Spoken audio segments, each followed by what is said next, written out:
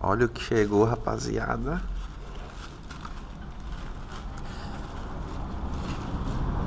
Suportezinho de placa.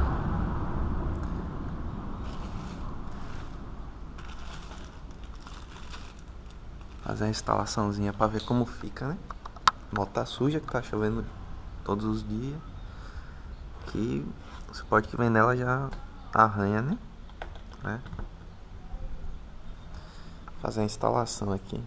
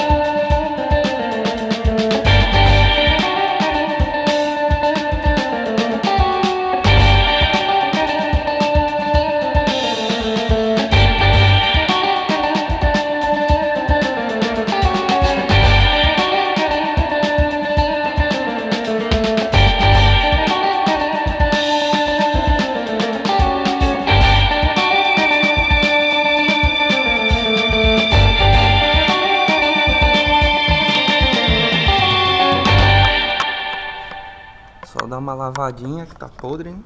Mas deixei fixo, né? Pra ninguém embaçar. E é isso aí.